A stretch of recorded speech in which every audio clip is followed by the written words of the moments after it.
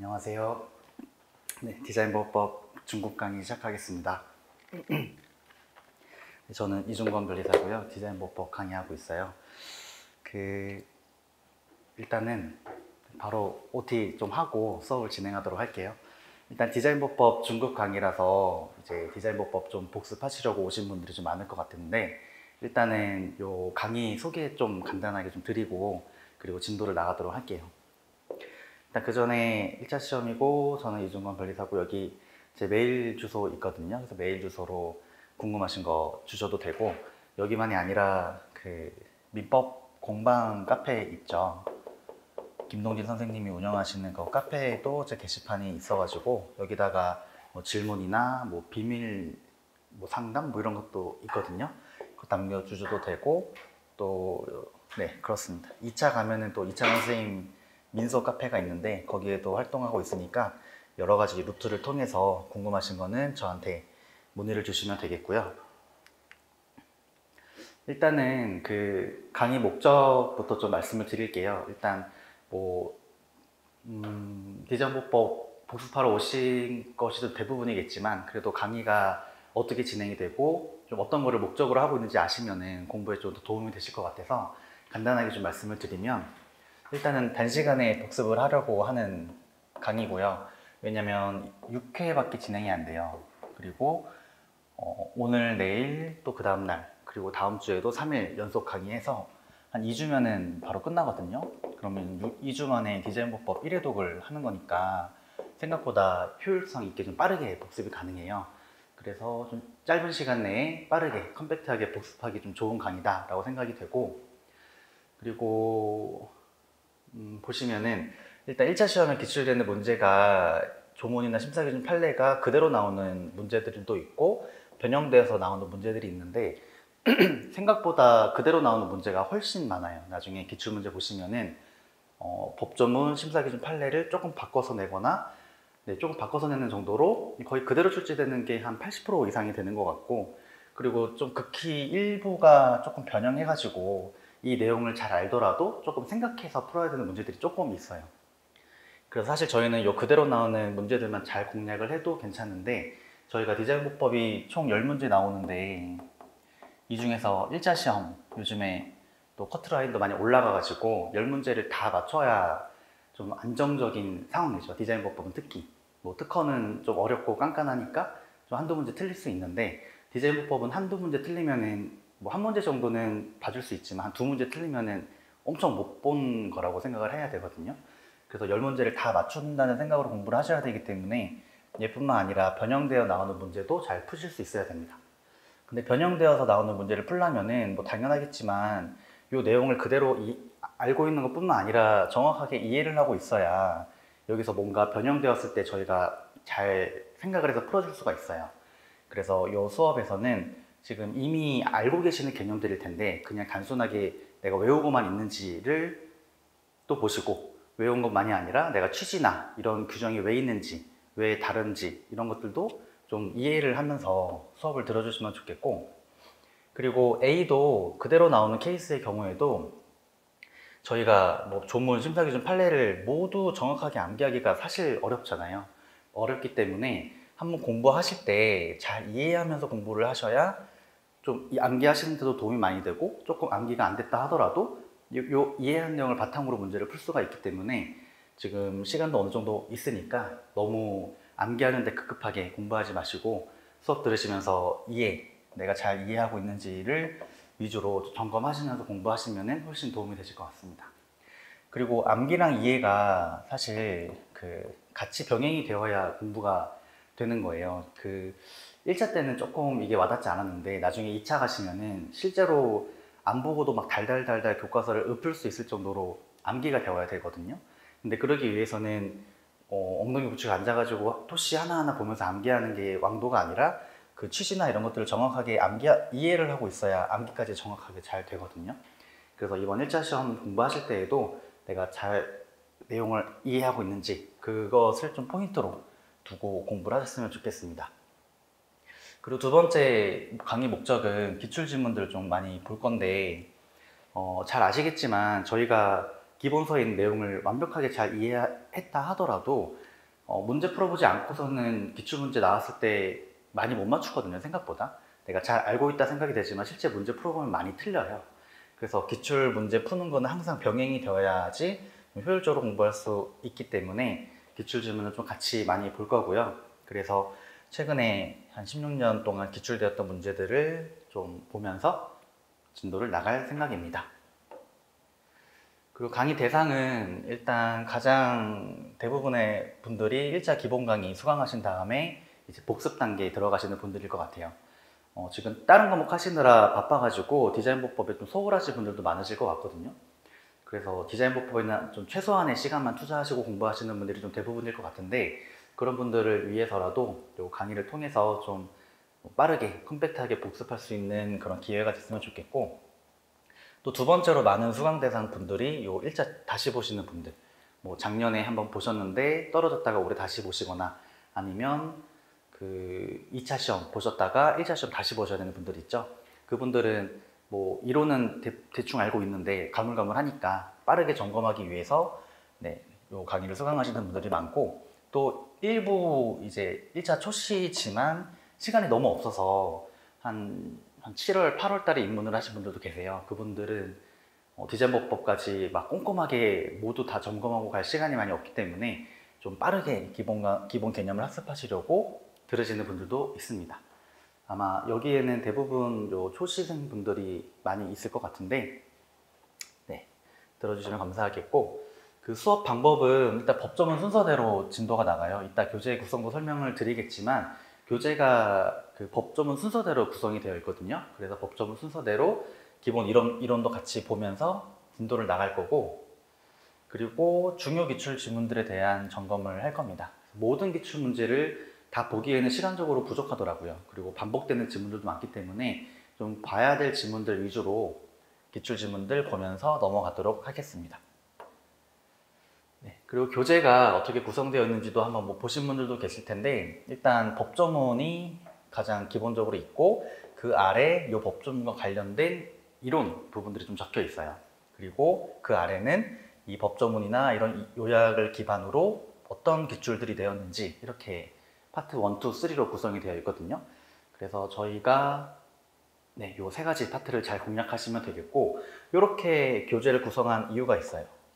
그 기본 강의 때도 말씀을 드렸는데, 디자인 보법 기출 유형 한 16개년을 분석을 해봤더니 각각의 지문들의 출제 비율이 이렇게 되는 거예요.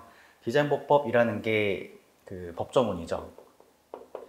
이 법조문에서 한 60% 가까이 대부분 출제가 되고, 그리고 심사 기준, 그리고 판례, 기타 이렇게 문제가 나오고 있습니다. 그래서 법조문이 디자인 보법이고, 요 판례랑 심사 기준이 핵심 요약 부분에 들어가 있어요. 그래서 앞에서 보시면 그 법조문 핵심 요약 이렇게 두 개가 있죠. 그래서 대부분 요 법조문이랑 핵심 요약, 심사 기준 판례만 공부하셔도 한 90% 이상은 커버가 되는 거거든요. 그래서 요 교재에 있는 내용만 보셔도 충분히 시험 대비는 되는 거니까, 교재에 있는 법조문이랑 그 아래에 있는 요약 부분 꼼꼼하게 보시면 되겠고, 얘네들 기반으로 기출이 어떻게 되었는지까지 점검하면은 이제 뭐 다 대비가 되겠죠. 그래서 제가 책에도 써놨는데, 뭐 디자인 보법은 요 한 권으로 충분합니다 막 이렇게 적어놓은 이유가 그래서 그런 겁니다. 법조문 보시고 심사기준 판례 보시고 기출문제까지 점검하시면은 요것만 반복해서 보셔도 이제 충분히 대비가 되니까 그렇게 해주시면 되겠고, 그리고 한 가지 더 말씀을 드리면, 아마 그 합격하신 분들 한 10명한테 물어보면은 디자인 보법 공부 어떻게 해야 돼? 라고 물어보면 아마 제일 많이 하는 소리가 기출 많이 봐 라는 이야기일 거예요. 기출이 한 800개 지문들을 보면은 나왔던 게 또 나오고 계속 반복이 되거든요. 그리고 안 나오는 법조문은 또 안 나오고, 그래서 기출 지문을 열심히 반복해서 보더라도 한 8문제는 충분히 맞출 수가 있으세요. 그리고 두 번째로 이야기하시는 게 법조문 꼼꼼히 봐 라는 이야기일 겁니다. 그래서 아까 그 여기 기출 유형에서 보셨듯이 법조문에서 대부분 문제가 나오기 때문에 법조문 꼼꼼히 보시고 기출 지문 반복해서 푸시면은 이제 디자인 보법 10개 맞추는 거는 어렵지 않을 것 같아요. 그래서 그렇게 좀 활용을 해주시고요. 그리고 뭐 중요도나 기출 표시도 해놨으니까 법조문 중에서도 중요도 높은 법조문 위주로 공부를 하시고 중요도 높지 않은 거는 그냥 넘어가시면 되고, 이론도 출제될 수 있는 것만 좀 모아놨으니까 꼼꼼하게 보시고 그렇게 하시면 충분히 공부하실 수 있을 겁니다. 그래서 올 인원이에요. 모든 게 다 들어가 있다.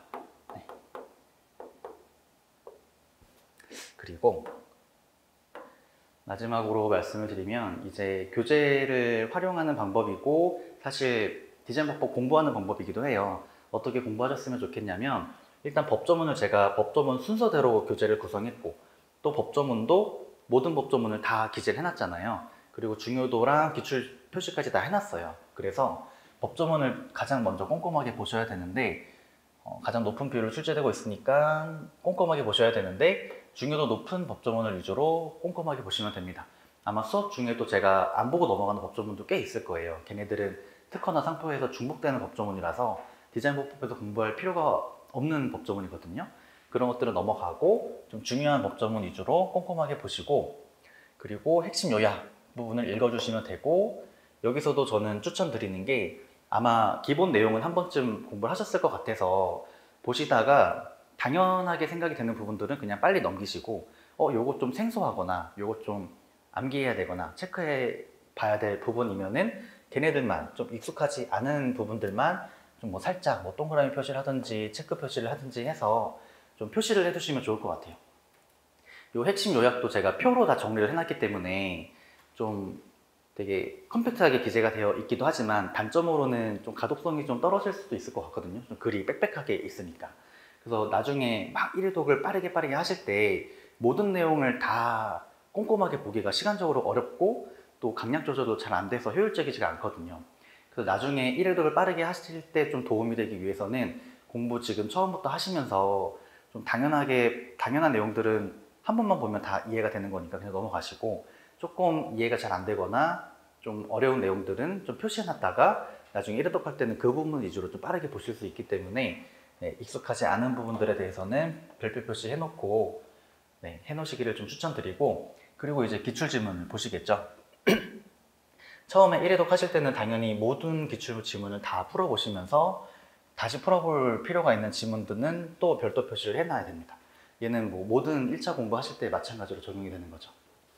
그래서 문제 풀어보시면서 너무 쉬운 거는 그냥 넘어가시고, 조금 헷갈리거나 다시 풀어볼 만한 것들은 옆에다 또 다 체크해 놓으신 다음에 나중에는 2회독 이상 진행되었을 때는 걔네들만 다시 볼 거거든요. 그래서 기출 지문들도 그렇게 표시하시면서 보시고, 그리고 해설, 기출 지문에 대한 해설도 좀 꼼꼼하게 보시면 좋을 것 같아요. 얘네들이 다 기출에 대한 해설의 근거 규정들이 다 있어요. 법조문이든 심사기준이든 판례든 그 기출 지문의 정답이 되는 그 원문들이 있거든요. 그 원문을 제가 그대로 해설에 수록을 해놨어요. 그래서 해설을 반복해서 보시는 것만으로도 꽤나 많은 도움이 되실 거예요, 초반에는. 그래서 한번 문제 푸시고 초반에는 해설까지 좀 다 읽어보시면은 도움이 또 많이 되실 것 같고요.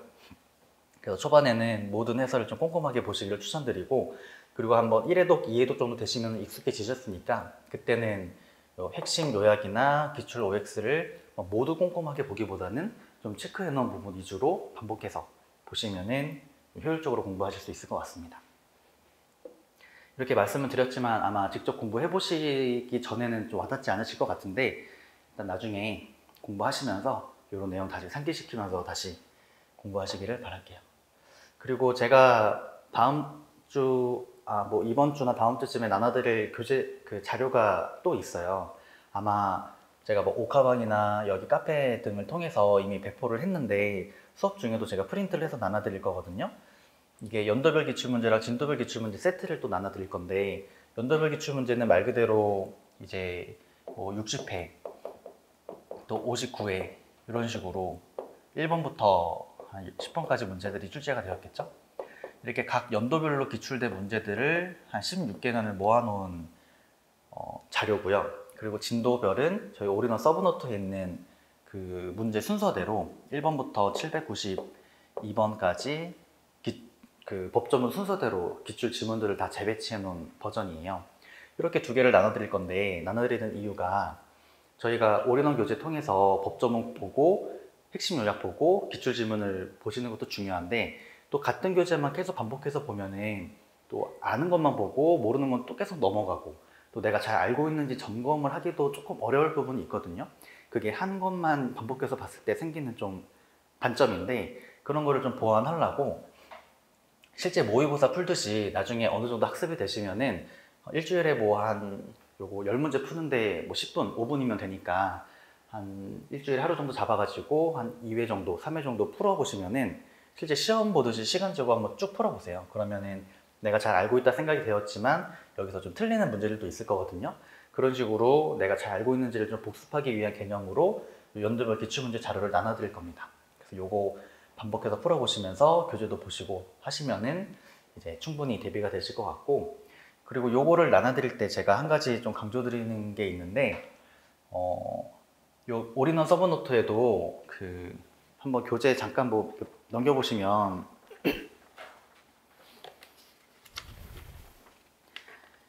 네, 한 2페이지만 가보시면 1번 문제에 기출 지문이 있고 문제 끝에 55-1-1 이렇게 적혀져 있죠. 이게 55회 기출된 문제이고 1번 문제에서 1번 지문이었다 라는 이야기거든요.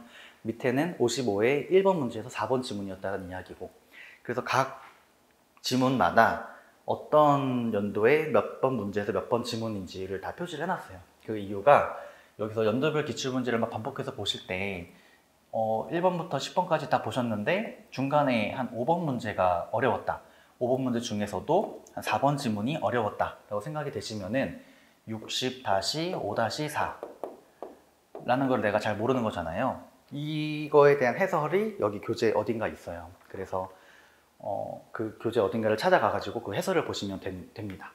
그리고 교재 어딘가를 찾아가는 방법은 요 기출문제 끝에 제가 요 매칭되는 번호표를 또 나눠드릴 거거든요. 예를 들어 얘는 뭐 548번 문제에 해설이 있다.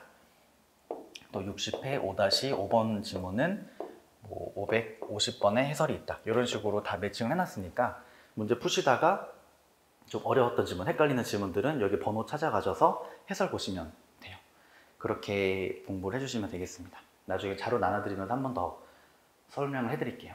또 이렇게 한 이유가 디자인보법이 기출문제 좀 풀어보시면은 되게 쉬워요. 생각보다 좀 어려운 지문들도 간간히 있는데 대부분 되게 쉽거든요. 그 모든 쉽기 때문에 그 쉬운 모든 지문들을 다 꼼꼼하게 해설까지 보시기에는 좀 시간 낭비인 것 같아서 이렇게 시간 재고 모의고사처럼 푸실 때에는 내가 잘 몰랐던 거, 좀 헷갈렸던 지문들만 해설 보시라고, 잘 아는 거는 그냥 넘어가시고, 그런 목적으로 이런 자료를 나눠 드릴 거니까 네, 그렇게 참고해서 공부해 주시면 되겠습니다. 네, 그리고 이 진도별 기출문제는 저희 교재에 있는 기출 지문을 그대로 1번부터 792번까지 그대로 넣어 놓은 거예요. 요거를 나눠드리는 이유는 그 기출 지문은 반복해서 계속 풀어보셔야 되잖아요. 근데 이게 교재다 보니까 저도 좀 그런 성격이 있는데 막 볼펜이나 뭐 샤프로 막 낙서하면서 풀기가 좀 그렇더라고요. 이거 다음에 또 봐야 되는데, 그래서 요거 나눠드리니까 이제 요걸로 기출 뭐 PDF로도 나눠드릴 거거든요. 그럼 뭐 아이패드나 뭐 프린트 하셔가지고 프린트도 나눠드릴 건데, 네, 요걸로 반복해서 막 문제 풀어보시면서 교재는 좀 깨끗하게 네, 공부하실 수 있도록 나눠드리고 있습니다. 그래서 뭐 자료는 다 있으니까 내일 바로 둘 다 나눠드리도록 할게요. 그렇게 교재 요 자료랑 올인원 교재까지 같이 활용을 하시면은 디자인 목법 10개 맞는 것은 이제 어렵지 않습니다.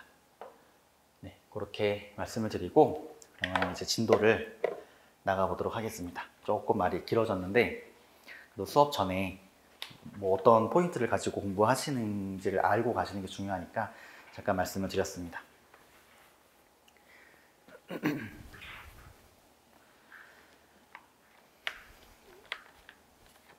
네, 그 1차는 그 2차 시험은 저희가 이제 강사가 1차 시험도 강의를 하고 2차 강의도 하잖아요. 2차는 한 2월부터 한 6월까지 연달아서 쭉 강의를 하는데 1차는 뜨문뜨문 강의를 해요. 그래서 8월 달에 1차 강의를 했나? 그리고 지금 10월이고 한 11월, 12월에 조금씩 하기 때문에 좀 오랜만에 강의를 하는 거라서 좀 어색하고 좀 떨리기도 하네요. 그래서 일단은 진도를 좀 나가면서 좀 자연스러워지도록 하겠습니다. 일단은 이 페이지 한번 보시면 네, 말씀드렸듯이 법조문이랑 밑에 관련된 이론이랑 그리고 기출지문 이렇게 있죠. 그리고 반복해서 보시면 되는데 일단 1조부터 보시면 중요도라고 별표가 하나 있긴 해요. 그리고 55회 기출이 한번 되었네요. 그래서 기출은 사실 16년 동안 딱 한 번 나왔는데 그래도 중요도를 표시한 이유는 뭐 특허랑 상표랑 좀 다른 부분이 있어서 제가 이렇게 중요도를 표시해 놓은 겁니다. 한번 읽어보시면 디자인의 보호와 이용을 도모해서 창작을 장려하여 산업발전에 이바지함을 목적으로 한다. 뭐 특허랑 좀 비슷하긴 하지만 좀 다른 부분들도 있죠. 그래서 뭐 키워드라 하면은 보호, 이용, 창작, 산업발전에 이바지 이 정도가 있을 텐데 뭐 암기하실 부분은 아니고 그냥 그렇구나 라고 생각하고 넘어가시면 됩니다. 이제 암기할 거는 이제 2차 가서 암기하시면 되고 1차 시험 때는 그냥 디자인을 보호하고 이용하고 또 창작을 장려하고 산업발전에 이바지함을 목적으로 하는구나 그렇게 알고 넘어가시면 되고요. 그렇게 알고 넘어가시면 되는 이유가 밑에 기출 지문을 한번 보세요. 이 1조 관련해서 1번, 2번 문제가 기출이 되었어요. 두 문제가 아니라 55회에 1번 문제에 두 가지 지문이 이 1조 관련해서 나왔는데 보시면은 1번 문제 한번 보시면 특허법은 발명을 보호 장려하고 이용을 도모해서 기술 발전 촉진해서 산업발전에 이바지한다. 그 공부하셨겠지만 맞는 지문이죠. 암기 안 하셨더라도 특별히 어색한 부분이 없기 때문에 네, 맞다라고 생각하시면 됩니다. 그리고 디자인보법은 디자인의 보호와 이용을 도모해서 디자인의 창작을 장려하여 산업발전에 이바지함을 목적으로 한다. 한 이 정도 수준에서 출제가 돼요. 그래서 저희가 1조 가지고는 뭐 깊이 있게 더 공부할 게 없죠. 마찬가지로 2번 지문도 보시면은 얘는 이제 법조문을 약간 변형해서 나온 문제이긴 한데 한번 읽어보시면 특허법상 발명의 이용은 실시에 의한 이용 외에도 창작물의 공개에 의한 문헌적 영구적인 이용이 있다. 근데 디자인보법상의 디자인은 수단적 가치인 기술과 달리 외재적인 목적 그 자체가 목적 가치에 해당하므로 실시에 의한 이용이 일반적이다. 뭐 조금 뭐 법조문이나 어디 심사 기준에 전혀 나와 있지 않은 지문이긴 하지만 읽어보시면은 어색한 부분이 없죠. 맞는 얘기입니다. 그래서 얘도 그냥 맞다라고 체크해 주시면 돼요. 그래서 1번 지문 같은 경우, 1번 법조문 같은 경우는, 1조 같은 경우는 그냥 한번 읽고 와닿으면은 넘어가시면 되고 막 암기하고 체크하고 이럴 부분은 별로 없는 것 같아요. 그래서 2번 지문 관련해서 잠깐 말씀을 드리면 그 1차 그 특허법 공부하시면서 보셨겠지만 디자인이 아니라 특허, 패턴을 특허를 출원하면은 얘는 1년 6개월 있다가 강제적으로 공개가 되죠.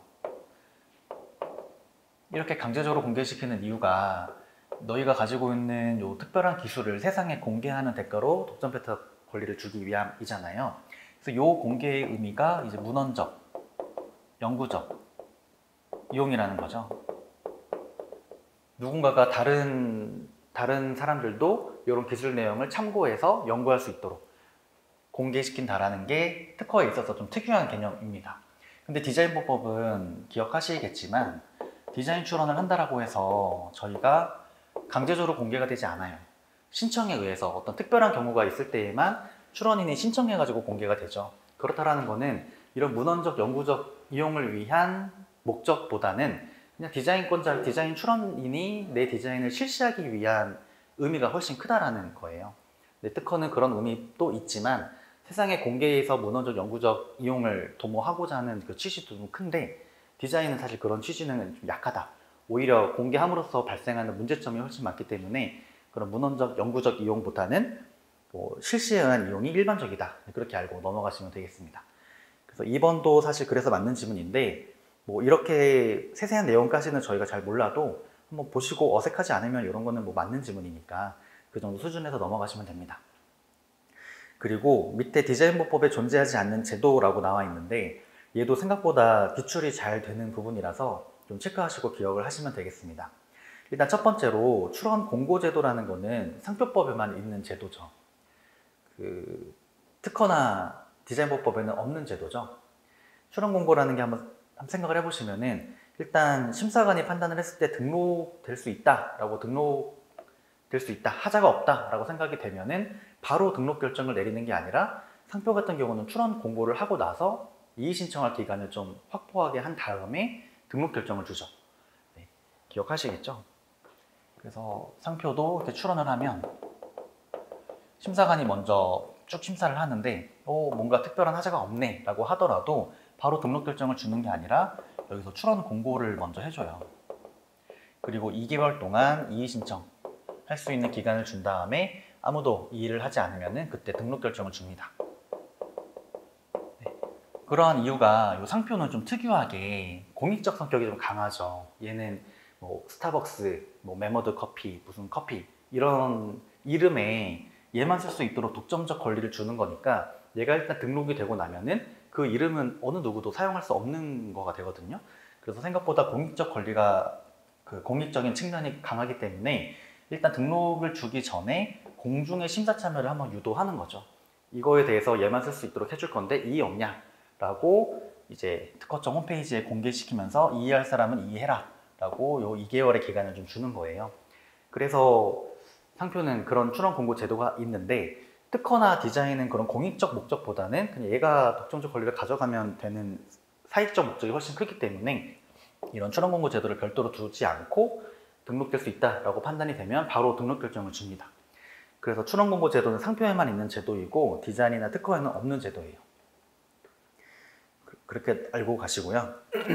나중에 또 뒤에서 보시겠지만 이런 제도가 있다, 없다 이런 식으로도 문제가 나오니까 이것도 좀 기억을 해주시고, 또 두 번째 있는 출원 공개 제도도 시험 문제로 종종 나오는 부분입니다. 얘도 보시면 일단 존재하지 않는 제도는 강제적인 출원 공개 제도랑 조기 공개 신청 제도예요. 이런 제도는 없죠, 디자인에. 네. 이런 이야기를 하기 전에 그 1조에서 말하는 그 보호 대상이 되는 디자인이 가지고 있는 고유한 특성이 있는데 첫 번째로는 유행성이 강하다는 거고요. 그리고 두 번째로는 디자인은 모방하기가 쉽다. 그래서 등록을 빨리 줘야 된다.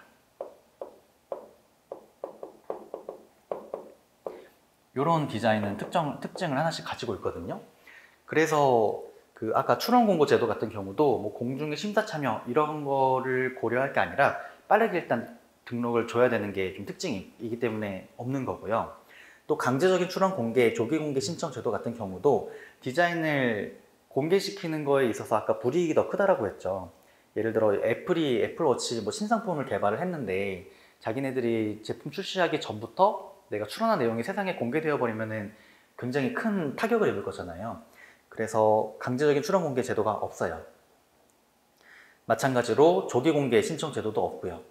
근데 다만 오른쪽에 보시면은 출원인의 신청이 있는 경우에 한해서 출원 공개가 될 수 있도록 52조를 규정하고 있고, 또 동일자 출원에 대해서 협의 불성립이 되었을 때 그 사항을 공보에 기재하도록 해서 공개를 하는 경우는 있습니다.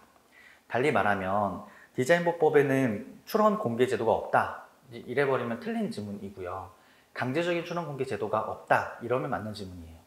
그래서 이것도 문제 빨리빨리 푸시다 보면 헷갈리실 수 있는 지문인데, 네, 특허처럼 1년 6개월 있다 공개되는 강제적인 공개 제도는 없어요. 그렇지만 신청에 따른 출원 공개 제도는 있으니까 혹시 문제에서 디자인보법에는 출원 공개 제도가 없다 이러면 틀린 지문입니다. 그리고 참고로 옆에다가 하나 적어주시면 디자인보법에서 공개가 되는 경우는 총 4가지가 있거든요. 하나는 52조, 여기 적혀져 있는 신청에 따른 출원 공개. 그리고 두 번째로는 56조라고 해서 협의 불성립에 따른 출원 공개. 이것도 아시죠? 네, 동일자 출원이면 협의를 해야 되는데 협의 불성립되면은 얘를 공보에 게재해서 출원 공개 시키거든요. 나중에 다시 보실 건데 56조랑 또 하나는 90조 사망이라는 게 있어요. 얘는 디자인을 심사해가지고 거절 이유가 없으면 등록 결정을 내리고, 얘가 설정 등록이 되면은 세상에 공개가 되죠. 이런 내용은 등록이 되었습니다 라고. 네, 그런 이야기. 네, 설정 등록이 되면은 등록된 것으로 본다 라는 법조문이라서 공개가 된다라는 한 유형이고요. 또 하나는 이제 국제 등록 공개. 얘는 헤이그 출원을 하면은 그 국내 법이랑은 좀 다르게 헤이그 출원을 했으면은 국제 등록일로부터 6개월 있다가 공개가 되는 제도가 있거든요. 그래서 디자인보법에서 내 디자인이 공개가 되는 경우는 요 한 4가지 케이스가 있다라고 기억을 해주시면 되겠습니다. 52조, 56조, 90조 사망, 그리고 국제 등록 공개.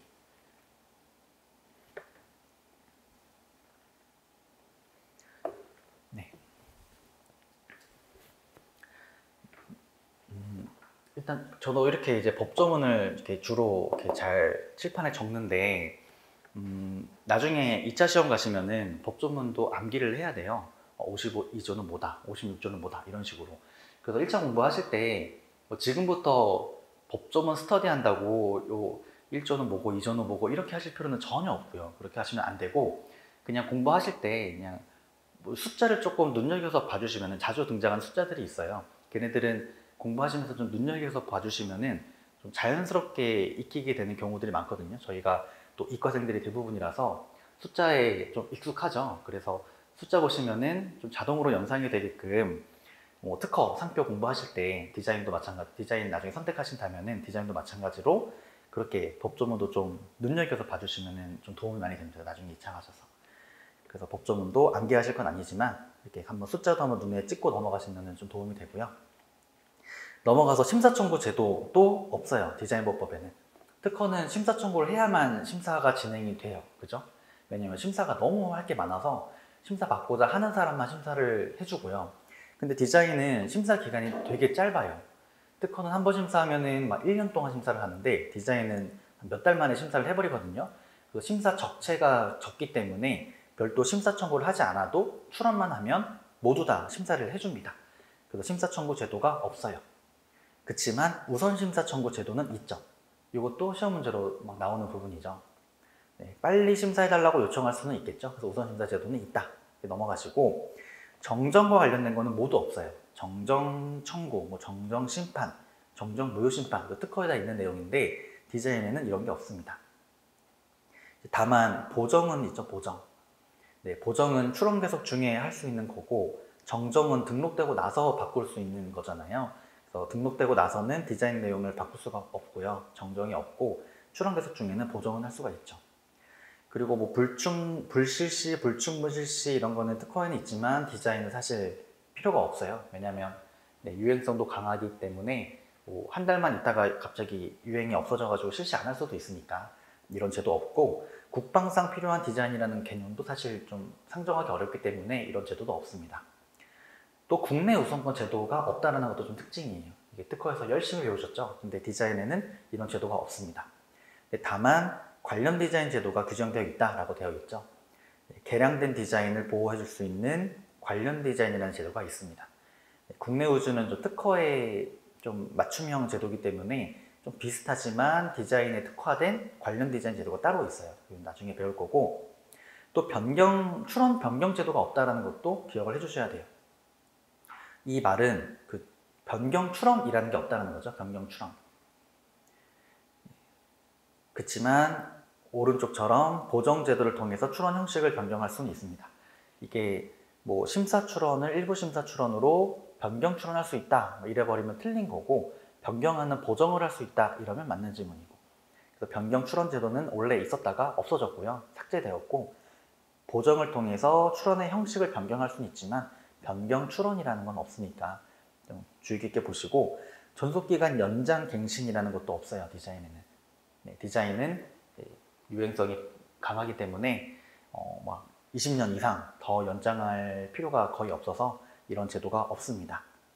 근데 다만 오른쪽 보시면은 국제 등록 디자인권의 존속 기간은 5년마다 갱신할 수 있도록 규정이 되어 있다고 하죠. 네, 나중에 배울 건데 국제 등록 출원을 해서 등록이 되면은 얘는 5년마다 갱신을 할 수 있도록 하고 있어요. 이 정도 보시고 넘어가겠습니다. 디자인법에 존재하지 않는 이 제도도 네, 생각보다 문제 나오면은 좀 헷갈릴 수 있는 부분들이 있으니까 주의 깊게 봐주시고, 2조 보시면은 별표가 3가지나 있습니다. 별표 3개나 있고 좀 중요한 질문이고요. 기출도 꽤나 많이 되었죠. 55, 54, 53, 52, 좀 최근에 좀 많이 나왔었는데, 얘도 한번 보시면 제가 밑줄을 다 쳐놨어요. 그래서 1조는 디자인에 관한 정의, 2조는 글자체의 정의, 그리고 2조가 최근에 추가된 화상에 대한 정의, 또 뭐 등록 디자인, 디자인 등록, 심사 등록, 밀고 심사 등록 등등에 대한 정의 규정이 다 있습니다. 그래서 그 중에서도 좀 진하게 밑줄 친 1, 2, 2의 2, 7호 같은 경우는 좀 주의 깊게 봐주셔야 되는데 한 번씩 다 보셨을 것 같은데 다시 한번 볼게요. 일단 1호에서 디자인이란 물형 시심이다 라는 거 잘 아시죠? 네, 물형 시심. 그리고 물형 시심에서도 중요한 거는 물하고 괄호한 다음에 부분, 글자체, 화상이 포함되어 있다라는 거 중요하죠. 네, 물품의 부분, 글자체는 원래부터 있었는데 최근에 화상이 포함된 게 하나가 더 늘어난 거죠. 개정 21년 4월 21일 날 되었는데 글자체, 부분, 그리고 화상까지 물품으로 간주를 해주는 규정이 2조 1호에 나와 있고요. 그리고 넘어가서 글자체란 기록이나 표시, 인쇄 등에 사용하기 위하여 공통적인 특징을 가진 형태로 만들어진 한 벌의 글자꼴이다. 그래서 여기서는 두 문자가 기공한이죠. 기록, 표시, 인쇄 등에 사용하기 위해 공통적인 특징을 가진 형태로 만들어진 한 벌의 글자꼴이라 해서 기공한이라고 기억해 주시면 되는데 여기서 조금 더 중요한 거는 이제 공통적인 특징을 가져야 되고 한 벌의 글자꼴이어야 된다라는 겁니다. 나중에 뒤에서 글자체 파트에서 다시 배우겠지만 개별 글자체는 디자인 등록 대상이 되지 않고 한 벌의 글자꼴이 디자인 등록 대상이 되거든요. 그래서 그렇게 좀 주의 깊게 점을 봐주시고 또 2의 2조 얘도 화상에 관한 규정인데 얘도 최근에 개정이 된 부분이니까 중요하게 봐주셔야 돼요. 그래서 보시면은 디지털 기술 또는 전자적 방식으로 표현되는 도형, 기호 등을 말한다 라고 되어 있죠. 가로가 되게 긴데 일단 가로 빼고 보시면은 디지털 기술 또는 전자적 방식으로 표현되는 도형, 기호 등을 말한다. 근데 이 내용은 사실 너무 일반적인 얘기라서 당연히 화상은 핸드폰에 표시되는 그런 모양인데 디지털 기술이나 전자적 방식으로 표현되는 거겠죠. 그래서 이 부분보다는 그 가로하고 나와 있는 부분이 좀 중요해요. 기기의 조작에 이용되거나 기능이 발휘되는 것에 한정한다. 모든 화상을 다 화상이라고 하는 게 아니라 기기의 조작에 이용되거나 기능 발휘되는 것에 한정한다. 이 부분이 중요하니까 체크해 주시고 두 번째로는 화상의 부분을 포함한다 라고 해서 화상 디자인도 부분 디자인 출원이 가능하도록 법조문에서 규정을 해놨어요.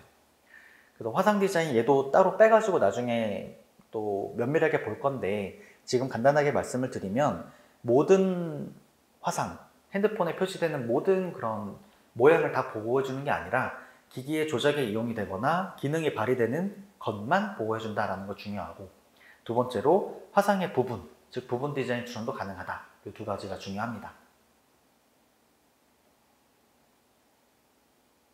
네, 그래서 기기의 조작에 이용되는 것이 뭔지, 또 기능 발휘되는 것이 뭔지, 또 화상의 부분은 어떻게 출원하는지 각각에 대해서 할 얘기가 많지만 얘는 뒤에 가서 배우도록 할게요. 그리고 뭐 3번, 4번, 5번, 6번도 2조에 나와 있는 조문이기 때문에 뭐 주의 깊게 보셔야 되는데 한번 읽어보시면은 어렵지 않은 내용이라서 한번 각자 읽어보시고요. 또 실시 같은 경우도 최근에 좀 개정이 되었죠. 왜냐하면 나목이 새로 들어왔기 때문에. 과목은 원래 있었던 거예요. 디자인의 대상이 되는 물품은 생사, 양대, 수, 수청이라는 실시태양을 가지고 근데 화상은 제외한다고 되어 있죠. 그 화상은 나목에서 규정을 하고 있습니다. 디자인의 대상이 화상이라면 그 화상을 생사청 하거나 그 화상을 저장한 매체를 양대청, 양대수수청 하는 경우가 실시태양으로 규정하고 있어요. 그 나목을 좀 자세히 보셔야 되는데 나목도 주어가 두 개예요. 그죠? 화상 자체를 생산, 사용, 청약하거나 아니면 그 화상을 저장한 매체, 뭐 핸드폰이든 USB든 어떤 매체를 양대수수청 하는 경우도 네, 다 실시태양으로 잡아놨습니다.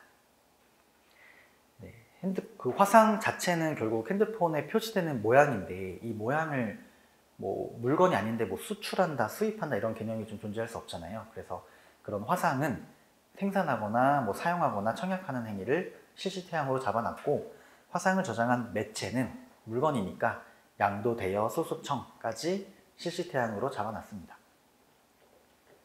네. 그리고 뒤에도 말씀을 드리겠지만 이 화상 디자인 같은 경우는 아직 뭐 판례도 전혀 없어요. 그리고 심사 기준도 최근에 막 개정이 되고 있는데 아직도 좀 과도기적인 단계인 것 같거든요. 내용이 계속 바뀌어요. 그래서 저희가 뭔가 딱 기준으로 삼을 수는 없을 것 같기 때문에 시험에 출제될 만한 부분은 법조문이라서 화산과 관련된 법조문은 좀 잘 기억을 해주시길 바랍니다. 일단 그 정도 보고 밑에 일반 핵심 요약 부분을 보시면은 일단 디자인의 성립 요건은 기역, 니은, 디귿, 리을을 보시면 물형, 시심이에요. 그래서 얘는 뭐 어렵지 않게 기억하시겠죠? 물형, 시심 네 가지를 갖춰야 디자인이 성립된다라고 보실 것 같고, 그리고 얘네들이 흠결되었을 때 그 근거 규정, 거절 이유가 되는 근거 규정도 기억을 해주셔야 되죠. 2조 1호는 거절 이유가 없어요. 그죠? 그래서 33조에랑 본문 위반으로 거정 의무에 해당하는 것으로 본다. 이렇게 기억하시면 됩니다. 특허에도 비슷하죠. 특허도 정의 규정이 합치되지 않으면은 2조 1호 위반이 아니라 29조랑 본문 위반, 산업상 이용 가능성 위반으로 거절시키잖아요. 디자인도 마찬가지로 공업상 이용 가능성 위반으로 거절을 시킵니다. 뭐 크리티컬한 건 아니지만 기억을 좀 해주시고, 넘어가서 이제 물품성부터 보실 건데, 일단 정의가 로마자 1, 2, 3번으로 되어 있는데 1번 한번 읽어보시면 물품은 독구유동이죠. 독구유동. 네, 얘도 뭐 중요하지만 한번 읽어보시면 어렵지 않아서 막 크게 체크하실 부분은 아닌 것 같은데, 일단 독구유동, 독립성, 구체성, 유체성, 동산성을 갖춰야 되고, 그 독구유동에 대해서는 밑에 박스에서 쭉쭉 설명을 해주고 있죠. 그 로마자 2번에서는 그 물품이 디자인 등록 대상이 되기 위해서는 통상의 상태에서 독립거래 대상이 되어야 되는데, 그 로마자 3번 여기가 좀 중요해요. 얘는 좀 자주 나오는 판례인데요. 그 물품이 부품일 수도 있잖아요. 네, 핸드폰도 물품이지만 핸드폰에 포함된 카메라는 이제 부품으로 봐야 되겠죠.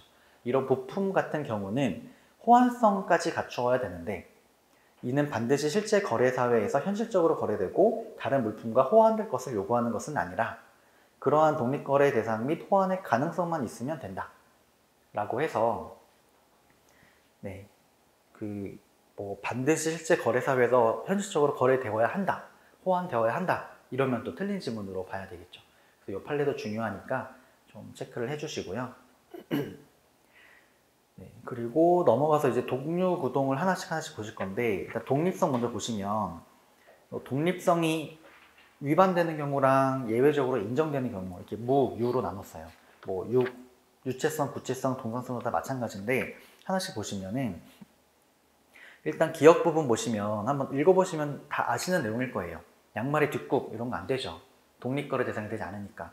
병의 주둥이, 찻잔의 손잡이도 마찬가지고. 네, 그리고 합성물의 구성 각편, 얘는 뭐 살짝 체크해 주시면 이런 게 좀 저희한테 좀 생소한 개념이죠.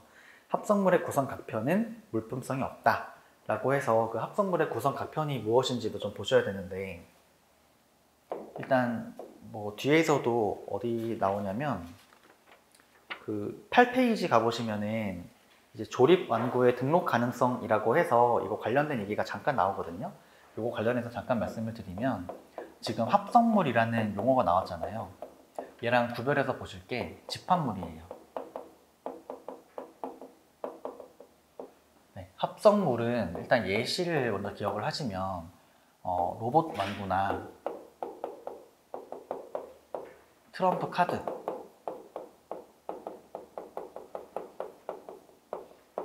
얘를 합성물이다라고 하고, 집합물 같은 경우를 레고라고 기억하시면 돼요.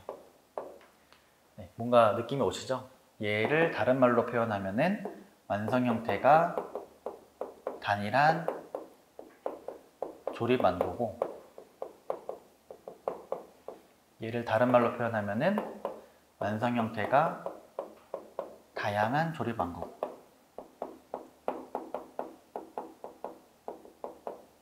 네. 그래서 지금 아까 그 물품성 보시면서 나왔던 그 합성물이다라는 거는 요 위에 거, 완성 형태가 단일한 조립 완구. 로봇 완구도 팔, 다리, 몸체, 몸통, 뭐 다리들이 합쳐가지고 하나의 형태의 조립 완구가 나오잖아요. 그리고 트럼프 카드도 A부터 뭐 2, 3, 4, 5, 6, 뭐 J, K, Q, K까지 해가지고 완성이 되었을 때 하나의 완성 형태가 나오기 때문에 얘네들은 합성물이다라고 하고, 그게 아니라 레고처럼 이런 블럭 하나하나가 다 독립거래 대상이 되는 물품인데, 얘네들이 속에 모여가지고 있는 애들은 이제 집합물이다라고 해요. 그래서 아까 봤던 그 독립성이 없다라고 한 부분은 합성물의 구성 각편, 즉 로봇 완고의 팔 한 짝이라는 거죠. 구성 각편이니까. 이 로봇 완고의 팔 한 짝은 당연히 독립성이 없어요. 왜냐하면 독립거래 대상이 되지 않으니까. 로봇 팔 한 짝만 사고 팔고 하는 독립거래 대상이 되지 않기 때문에 이렇게 합성물의 구성 각편은 물품성이 결여되었다라고 하면은 이제 맞는 질문이죠. 네, 그래서 양말의 뒷굽, 병의 주둥이, 뭐 물품의 부분 이런 거는 물품성이 없다 이런 건 잘 아는데 이제 합성물의 구성 가편 이런 얘기는 좀 저희한테 생소하기 때문에 이런 부분들은 조금 곱씹어서 공부를 하셔야 됩니다. 그리고 이제 다시 3페이지에서 그 니은 부분을 보시면은 독립하여 거래 대상이 될 수 없는 물품의 부분이라도 부분 디자인으로 등록 가능하다. 얘도 뭐 부분 디자인만 체크해 주시면 되겠죠. 네, 이거는 기본적인 개념이죠. 부분 디자인으로는 보호가 가능하다. 그리고 넘어가서 4페이지 맨 위에 디귿 부분도 좀 기억을 해주셔야 되는데 완성 형태가 다양한 조립 완고의 구성 각편 이렇게 말하면 또 헷갈려요. 근데 여기서 보시면은 완성 형태가 다양한 조립 완고의 구성 각편이라 하면 레고 블록 하나죠. 레고 블록 하나. 이런 레고 블록 하나는 독립거래 대상이 되고 있기 때문에 물품성을 갖춘 것으로 본다. 그죠? 이렇게 되면 맞는 질문이죠. 아까 합성물의 구성 각편은 독립거래 대상이 되지 않아서 물품성이 없어요. 근데 완성 형태가 다양한 조립 완고의 구성 각편은 물품성이 있습니다. 이런 용어들이 다 심사 기준에서 나오는 용어들이에요.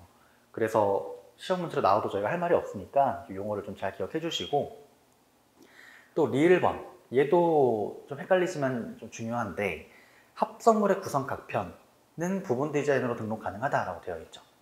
아까 합성물의 구성 각편은 등록 대상 되지 않는다라고 했어요.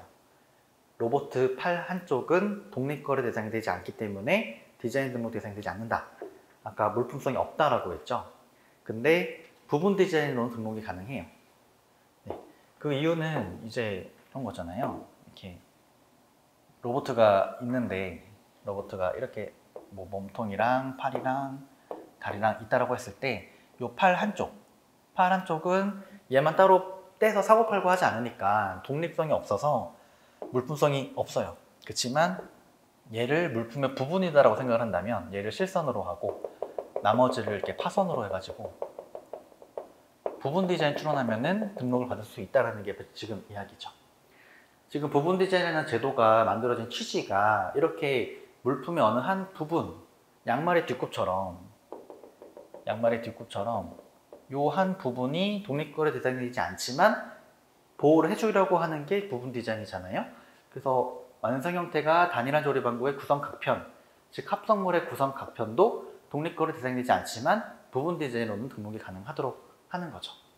그래서 그 리을번에 있는 합성물의 구성 각편은 부분 디자인으로는 등록이 가능합니다. 그래서 뭐 조금 막 꽈서 내거나 치사하게 문제를 내면은 예를 들어 뭐 합성물의 구성 각편은 물품성이 결여된다. 이러면 이제 맞는 얘기지만 합성물의 구성 각편이 등록될 수 있는 경우는 없다. 이러면 또 틀린 질문이고 네, 그렇게 좀 구별해서 기억을 해주시면 좋겠습니다. 네, 여기가 조금 헷갈리는 부분이고 나머지는 쉬워요. 유체성 보시면은 당연히 뭐 기체, 액체 이런 것들은 유체성 없겠죠.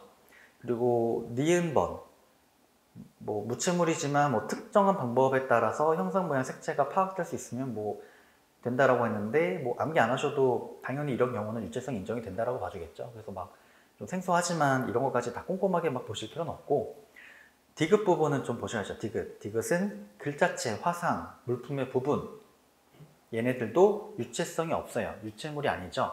무체물이죠. 그렇지만 얘네들은 2조 1호에서 물품으로 봐준다라고 좀 했으니까 얘네들은 예외적으로 인정이 된다라고 보시면 되고요. 구체성은 뭐냐면 유체물이더라도 특정한 형태가 있어야 된다는 거죠. 구체적인 형태가 있어야 된다. 그 구체성이 없는 경우도 당연해요. 1번 기억 보시면 시멘트, 설탕 등의 분상물, 입상물의 집합 네, 얘네들은 이렇게 뭐 손으로 쥐면은 형태가 없어져 버리니까 일정한 형태가 없어서 당연히 구체성이 없어요. 이런 것도 한번 읽고 이해되시면 그냥 넘어가시면 되고 니은 부분도 니은은 이제 서비스 디자인이죠. 손수건이나 타월을 접어서 만든 꽃 모양, 양 모양 이런 것들은 상업적으로 이용하는 과정에서 만들어지는 것이기 때문에 물품 자체의 형태가 아닙니다. 그래서 얘는 구체성이 힘결이 됩니다. 그래서 어렵지 않게 푸실 수 있을 것 같고, 또 예외적으로 인정이 되는 게 디귿이죠. 각설탕이나 고형 시멘트처럼 정형화되거나 고형화된 분상물이나 입상물의 집합은 이제 괜찮다라는 거, 이것도 아실 거고, 또 동산성, 여기서는 체크할 만한 게 기억 부분에서 물품의 재질 구조 형상 등에 비추어 볼 때 현장 시공, 얘 하나 체크해 주시면, 현장 시공을 통해 건축되는 부동산은 당연히 동산성이 부정이 돼요. 동산이 아니라 부동산이니까. 근데 여기서의 키워드가 현장 시공이고요.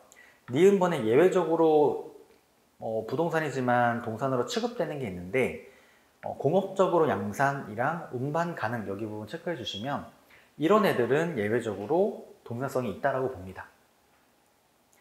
그래서 나중에 뒤에서 기출문제 잠깐 볼 건데, 어떤 물품을 하나 던져주고 얘가 뭐 동산성이 인정이 되느냐 이렇게 물어볼 때가 있어요. 근데 저희가 못 보던 예시들이 문제로 나올 수가 있거든요. 못 보던 문제가 예시로 나왔을 때 얘가 동산성이 있는 건지 없는 건지 예외적으로 있는 건지를 판단하는 기준이 아까 현장 시공을 통해 건축이 되는 건지 아니면 공업적으로 양산되고 운반이 가능한지 이 기준으로 따져주시면 됩니다.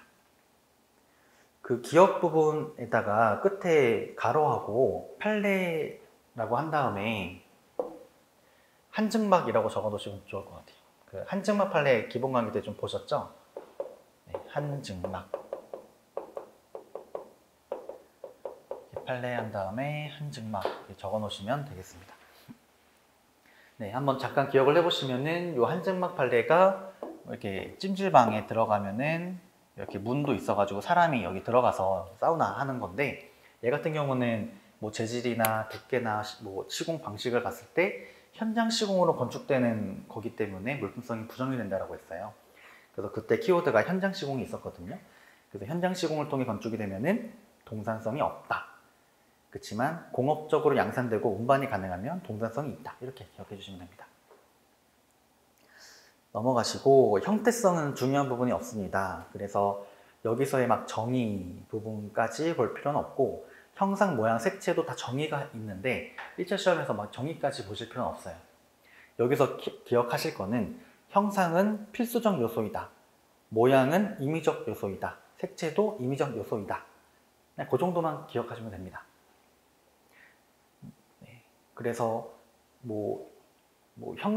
색채가 없이 형상이랑 모양의 디자인도 있을 수 있고, 모양이 없이 형상이나 색채의 디자인도 있을 수 있고, 모양이나 색채 없이 형상만의 디자인도 있을 수 있는데 형상이 없는 디자인은 없어요.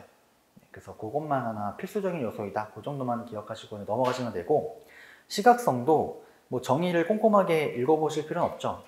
뭔지 아니까 저희가 느낌적으로. 그래서 그냥 읽고 그런가 보다 하고 넘어가시면 되고, 시각성이라는 요건을 구성하는 게 세 가지죠. 시파, 육식, 외보라는 두 문자가 있죠. 시각으로 파악, 육안으로 식별, 외부에서 보여야 된다. 시파, 육식, 외보라는 세 가지 요건을 만족해야 시각성이 인정이 된다라고 하는데, 일단 보시면은 시각으로 파악될 것은 시각 이외의 감각으로 파악되는 것은 시각성 흠결이죠.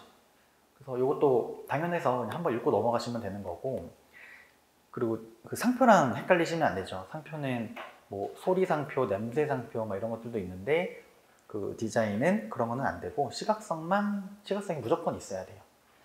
그리고 육안으로 식별될 것은 중요한데 기억 부분 보시면은 분상물, 입상물 하나의 단위, 설탕, 알갱이 한 알, 얘네들은 당연히 육안으로 안 보이니까 시각성이 부정이 되겠죠. 그렇지만 니은번이 중요하죠. 이제 확대경 등에 의해서 확대해서 관찰하는 게 통상적인 경우, 얘는 시각성이 인정되는 것으로 본다.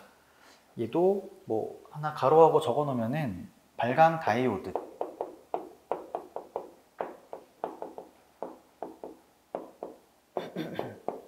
네, 그래서 발광 다이오드라는 것도 어디 소재인데 굉장히 작아가지고 뭐 0.1mm 이렇대요. 그래서 얘를 확대경으로 통해 관찰하는 것이 통상적이기 때문에 이런 애들은 이제 예외적으로 시각성이 인정이 된다고 봅니다. 근데 얘도 한번 기억 니은 읽어보시면 워낙 당연한 내용이라서 막 꼼꼼하게 읽을 필요는 없을 것 같고요. 외부에서 보일 것도 마찬가지입니다. 분해하거나 파괴해야만 볼 수 있는 것은 당연히 시각성이 없지만 뚜껑을 열거나 뭐 투명한 디자인이라면은 외부에서 보이니까 디자인으로 대상이 되겠죠. 네. 여기서도 기억에다가 하나 가로하고 적어 놓으시면 여기서도 판례가 나오죠. 조명기구용 디지털 판례. 뒤에 문제에서 나오는데요. 네. 이런 판례가 등장하는 파트가 이 외부에서 보일 것에서 기억 부분이에요. 네. 이것도 간단하게 상기시켜 보시면 이렇게 해변가나 어디 박람회장에 둥둥 띄워놓는 이런 열기구가 있는데 이 열기구 안에 들어가 있는 이 열기구의 모양을 이제 딱 지탱해주는 이런 틀이 있죠, 틀. 이런 틀이 있는데 이런 틀이 외피에 쌓여가지고 외부에서는 보이지 않기 때문에 시각성이 부정이 된다라고 한 판례 있었잖아요. 네, 그 판례가 여기서 등장합니다. 넘어가시고 신비성 부분 보시면 얘도 정의는 그냥 한번 읽어보시고 넘어가시고 판단 방법도 한번 쭉 읽어보시면 되는데 크게 중요한 부분이 없습니다. 네, 뭐 문제로 나올 수는 있는데 한번 읽어보시면 너무 상식적인 얘기라서 한 번씩 읽어보시고 넘어가시되 한 디귿에 있는 판례 하나 있으니까 얘는 좀 기억하시면 신미감이란 디자인이 표현된 물품을 보는 자로 하여금 지금까지 볼 수 없던 특수한 신미감, 취미감, 유행감, 안정감, 편리감 등을 줄 수 있으면 족하고 여기까지는 일반적이죠. 뭐 약간 문제를 낸다면 반드시 미학적으로 높은 수준의 우아하고 고상할 것을 요구하는 것은 아니다. 네, 미학적으로 높은 수준의 우아하고 고상해야만 한다. 이러면 뭐 잘못된 지문인데 뭐 이런 문제 나와도 쉽게 풀 수 있겠죠. 그래서 간단하게 이 정도로만 보시면 됩니다. 그래서 여기 기출 지문까지만 한번 보실 건데요. 보시면 일단 3번 문제부터 한번 보시면은 특허상 발명은 물품을 통하여 사상의 창작을 구현하지만 디자인법상 디자인은 그 자체를 보호하기 위한 것으로 물품과 독립된 별개의 개념이다. 네, 다 잘 가다가 이 끝부분이 잘못되었죠. 물품과 독립된 별개의 개념이다 라는 부분이 잘못되었죠. 네, 물품성을 필수 디자인의 성립 요건으로 하잖아요. 물령지심 중 하나로. 그리고 4번도 한번 보시면 뭐 일부 심사 등록된 디자인이 2조 1호에 따른 정의에 합치되지 않는 경우 심사관은 거절 결정해야 된다 라고 되어 있는데 여기서의 이제 키워드는 요 일부 심사 등록이죠. 일부 심사 등록. 요 일부 심사 등록 같은 경우는 나중에 또 다시 복습을 하겠지만 심사 등록 출원이랑 좀 구별을 하셔야 되죠. 네, 일부 심사랑 심사를 구별하셔야 되고 심사 등록 출원의 거절 이유가 뭔지 일부 심사 출원의 거절 이유가 뭔지도 또 복습을 하셔야 되는데 이건 나중에 좀 보도록 하겠습니다. 그리고 뭐 5번 보시면 뚜껑을 여는 것과 같은 구조로 된 것은 그 내부도 디자인 등록 대상이 된다. 네, 아까 시각성의 예외였죠. 네, 외부에서 보이지는 않지만 뚜껑을 열면 보이니까 얘는 봐준다는 거였고 또 형상을 수반하지 않는 글자체는 물품으로 인정이 되죠. 네, 원래는 물품성이 없지만 2조 1호에서 물품으로 인정을 해주잖아요. 물품으로 인정이 된다. 이렇게 표현해도 맞는 거고요. 또 한 벌의 글자꼴이 아닌 개별 글자꼴은 디자인으로 인정되지 않는다. 얘도 맞죠. 아까 글자체에서 기공한이라 해서 한 벌의 글자꼴이다 라고 했잖아요. 그래서 개별 글자꼴 이런 얘기가 나오면 또 틀린 거예요. 이것도 기억을 해주시고 그리고 7번도 독립거래 대상이 되지 않는 합성물의 구성 각편 이렇게 나오면 이제 좀 헷갈리는데 천천히 보시면 합성물이다라는 거를 트럼프 카드를 먼저 생각해 주시면 편합니다. 트럼프 카드의 구성 가편이라 하면은 그 트럼프 카드 중에서 카드 낱장 하나죠. 이 낱장 하나는 사고팔고 하는 독립거래 대상이 되지 않기 때문에 얘는 물품성이 흠결돼요. 독립성 흠결로. 그죠? 그래서 디자인 등록 대상이 되지 않죠. 다만 부분 디자인으로 등록 가능하다라고 했죠. 아까. 네, 이렇게도 문제가 나오니까 이런 문제 나오면 좀 헷갈리겠죠? 네, 비교적 최근에 문제 나왔었는데 이런 거 좀 대비 잘 해주시고 그리고 8번 화상이 표시되는 물품의 형상이 도시되지 않은 모양 색채만의 결합 디자인을 화상 디자인으로 출원하면 디자인 등록 대상이 될 수 없다.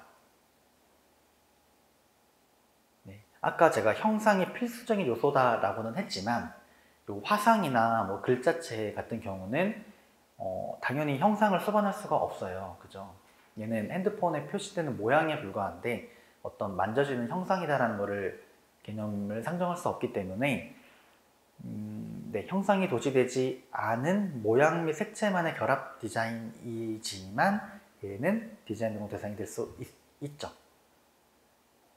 옛날에는 얘가 틀린 지문이었어요. 예, 맞는 지문이었어요. 디자인 등록 받을 수 없다가 맞는 지문이었어요. 왜냐하면 55회 기출이잖아요. 55회가 벌써 한 5년 전인데 5년 전에는 그 화상 자체가 디자인 등록 대상이 된다라는 법조문이 없었죠.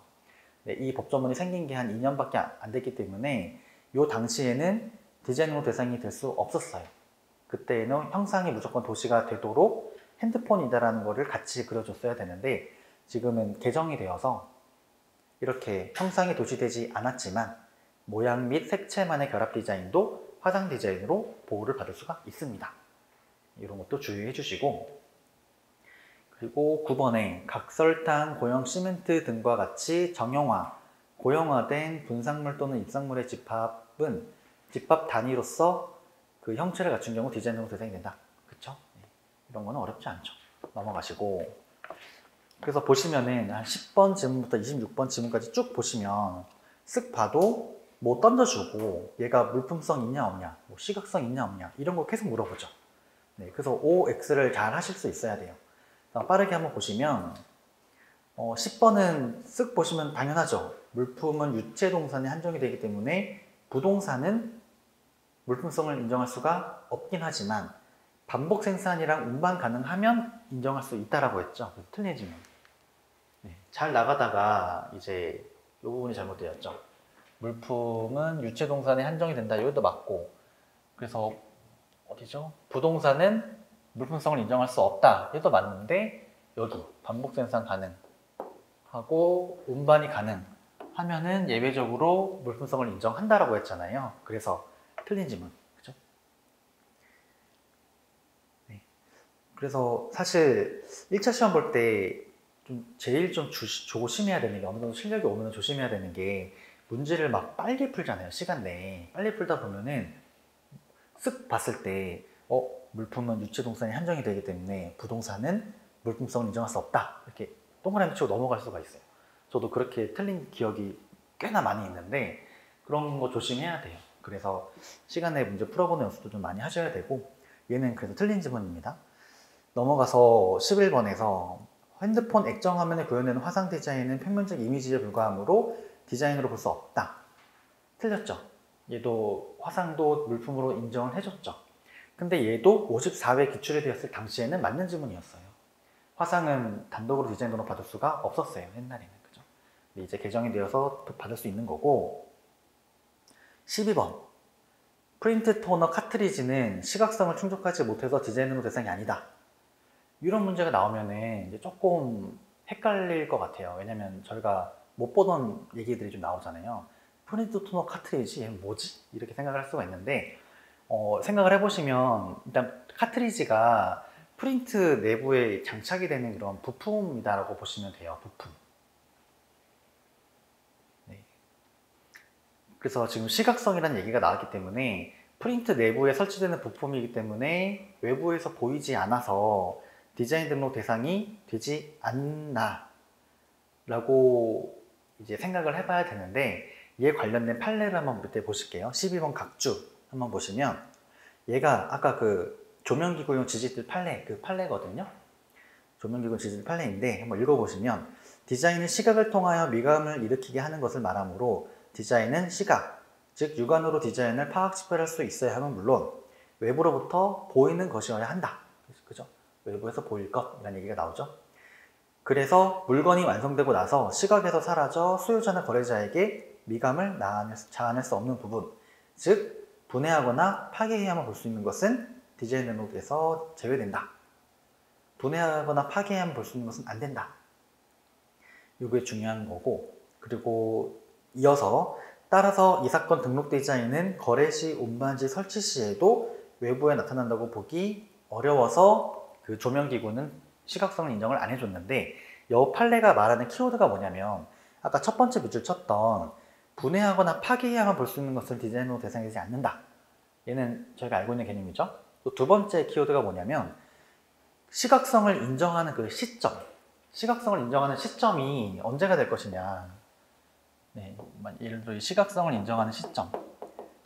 아까 외부에서 보이지 않으면 시각성 인정이 안 되고 뭐 분해하거나 파괴해야만 볼 수 있으면 시각성을 인정하지 않는데 그 판단 시점을 언제로 하느냐를 봤을 때 거래 시, 운반 시, 설치 시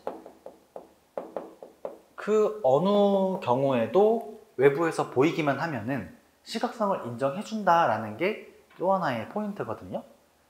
근데 아까 그 조명기구 같은 경우는 뭐 거래할 때나 운반할 때나 설치할 때나 어느 경우에도 외부에서 안 보였어요. 그래서 시각성이 없었던 건데 이 프린트 토너 카트리지 같은 경우는 얘만 사고팔고 하잖아요, 사람들이. 프린트 장착이 되기 전에는 얘만 시장에서 굴러다니고 사람들이 사고팔고 하기 때문에 뭐 거래될 때나 아니면 얘를 뭐 사가지고 집에 가지고 올 때나 설치할 때나 언제나 외부에서 보일 수가 있죠. 그래서 얘는 시각성을 인정해준다라는 이야기입니다. 네. 그래서 해설을 보고 나면은 되게 그럴듯한데 그 처음 보는 문제라면은 좀 당황스러울 수 있을 것 같아요. 왜냐면 얘는 판례가 없잖아요. 요 토너 카트리지에 대해서는. 만약에 조명기구용 디지털이 문제로 나왔으면 저희가 알고 있는 판례라서 정답을 맞추기 쉬울 텐데 얘는 저희가 모르는 물품이기 때문에 이 판례에 비추어 해석해줘야 돼서 좀 어려운 문제일 수는 있는데 네, 시각성은 이런 식으로 판단을 해요. 시각성 문제는 뭐 거래될 때나 운반될 때나 설치될 때 외부에서 보이는 시점이 있으면 시각성 인정을 한다. 네, 이 개념을 가지고 시각성은 판단해 주시면 됩니다. 네, 그리고 뭐 13번 아까 봤던 건데 완성 형태가 다양한 조립 완구라는 것은 아까 레고 블럭이었죠. 레고 블럭 하나. 얘는 독립거래 대상이 되기 때문에 디자인으로 대상이 된다. 맞죠?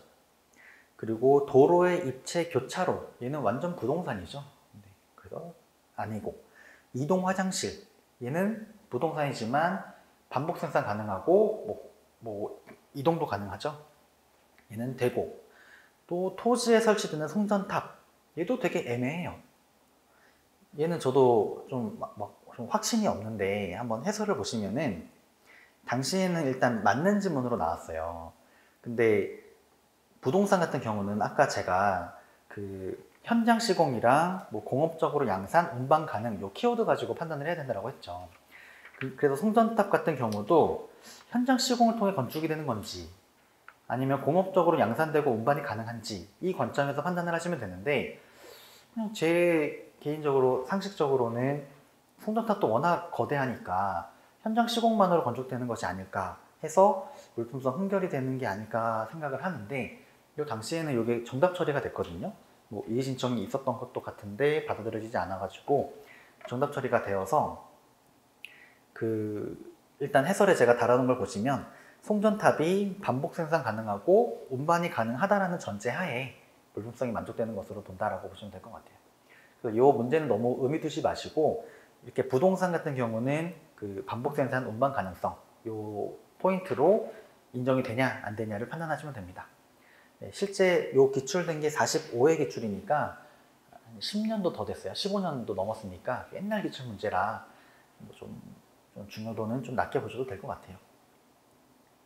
그리고 18번 그 냉장고 도어용 손잡이라는 부분이 있는데 얘도 그 좀 어떻게 접근해야 될지 좀 생소할 수 있어요. 근데 얘는 뭐냐면 부품으로 보시면 됩니다. 부품. 뭔가 손잡이니까 부품이죠. 문에 달려있는 부품. 네, 그래서 부품은 반복 생산이 아니라 독립거래 대상이랑 호환 가능성이 있으면 부품이 물품성 인정이 되잖아요. 그 관점에서 얘는 인정이 되는 경우라고 보시면 됩니다.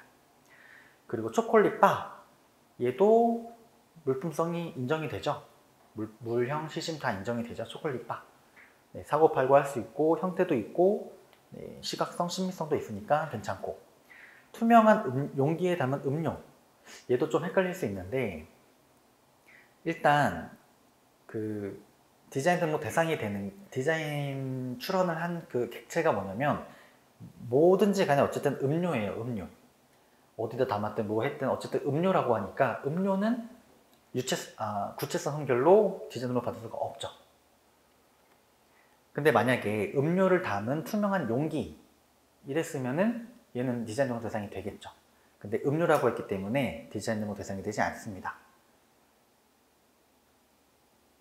네, 그래서 20번 각주에서도 제가 해설을 달아놨는데 심사 기준에서 물품성 흠결의 예시로 일정한 형태가 없는 것 그 중에 하나로 이런 액체를 달아놨고 그 뒤에 화살표하고 투명한 용기에 담은 음료는 액체에 해당하기 때문에 뭐 구체성, 유치성, 흠결이고 용기에 담겨져 있다는 사정은 고려할 게 아니다. 이렇게 보시면 됩니다. 그래서 21번도 뭔가 그럴듯하게 써놨지만 얘도 마찬가지로 네, 흠결이다라고 보시면 되고 넘어가서 22번에 형상이 연속하는 털실, 형상이 연속하는 철사 뭔가 트리를 심어놨나 싶긴 한데 얘도 별거 아니고 철사, 털실 모두 디자인 등록 대상이 되죠. 물형, 시신 만족을 하니까. 그리고 입상물을 고형화한 고형 사탕 얘는 시각성 인정이 되겠죠. 구체성이 인정이 돼서 괜찮고 또 사각 형태로 접은 와이셔츠 얘는 서비스 디자인이죠. 네, 수건을 양머리 모양으로 만들었던지 뭐 그런 서비스 디자인 때문에 얘는 안 되고 또 독특한 방식에 의한 포장 형태 얘도 마찬가지로 서비스 디자인이라서 안 되고 공업적으로 양산할 수 없기 때문에 네, 그래서 이렇게 OX에 표시를 해주시면 돼요. 그래서 밑에 제가 역대 기출이 되었던 요 성립요건과 관련된 지문들을 이렇게 좀 정리를 했는데 한번 나중에 복습하시면서 오른쪽에 답 가려놓고 OX 표시 쭉 하시면서 넘어가시면 되겠습니다. 그래서 여기 정의규정 파트에서는 이 정도로 문제가 나올 수 있으니까 이 정도 수준에서 좀 대비를 해주시고요. 이제 넘어가서 8페이지의 그 조리반구의 등록 가능성 여기도 잠깐 볼 건데 여기는 쉬었다가 보도록 하겠습니다. 10분 정도 쉬도록 하겠습니다.